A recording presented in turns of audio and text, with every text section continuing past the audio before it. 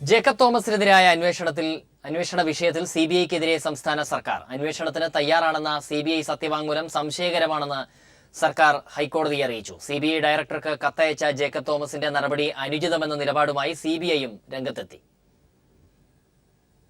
Jacob തോമസിനെതിരായ ഹർജിയിൽ CBI നടപടികൾ അസ്വാഭാവികമെന്ന വിലയിരുത്തലാണ് സംസ്ഥാന സർക്കാരിന്റേത്. കോടതി ആവശ്യപ്പെടാതെ തന്നെ കേസ് ഏറ്റെടുക്കാൻ തയ്യാറാണെന്ന് സിബിഐ അഭിഭാഷകൻ കോടതിയെ അറിയിച്ചതിലാണ് സംസ്ഥാന സർക്കാർ അസ്വാഭാവികത കാണുന്നത്. ഇക്കാര്യം ഇന്ന് കേസ് പരിഗണിക്കവേ സർക്കാർ അഭിഭാഷകൻ കോടതിയെ അറിയിക്കുകയും ചെയ്തു. ഈ സാഹചര്യത്തിലാണ് അഡ്വക്കേറ്റ് ജനറലിന് ഹാജരാകുന്നതിനു വേണ്ടി സർക്കാർ സാവകാശം ചോദിച്ചത്. കേസ് ഇന്ന് പരിഗണിച്ചപ്പോൾ ജേക്കബ് തോമസിനെതിരായ ശക്തമായ നിലപാടുമായി സിബിഐ അഭിഭാഷകൻ രംഗത്തെത്തി.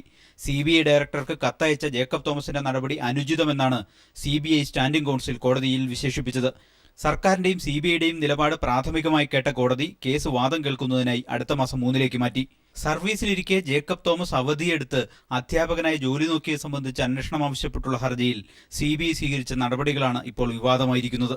സിബിഐ അന്വേഷണം ആവശ്യപ്പെട്ട് ഹൈക്കോടതിയിലെത്തുന്ന നിരവധി കേസുകളിൽ അന്വേഷണത്തിന് തയ്യാറല്ലെന്ന നിലപാടാണ് സിബിഐ സാധാരണ സ്വീകരിക്കുക. എന്നാൽ ജേക്കബ് തോമസിനെതിരായ കേസിൽ മാത്രം കേസ് ഏറ്റെടുക്കാൻ അനാവശ്യ തിടുക്കം സിബിഐ കാണിച്ചു എന്ന് സർക്കാർ വിലയിരുത്തുന്നു. കോടതി നിലപാട് ആരായുന്നതിന് മുൻപ് തന്നെ സിബിഐ സത്യവാങ്മൂലം നൽകിയിരുന്നു. ഇതും നിയമവിദഗ്ധരെ ആശ്ചര്യപ്പെടുത്തിയിട്ടുണ്ട്. ജേക്കബ് തോമസിനെ കുടുക്കാനുള്ള അഴിമതിക്കാരുടെ നീക്കത്തിന് സിബിഐ കൂട്ടുനിൽക്കുന്നുവെന്ന ആരോപണവും ഉയർന്നു കഴിഞ്ഞു. News bureau, Kochi.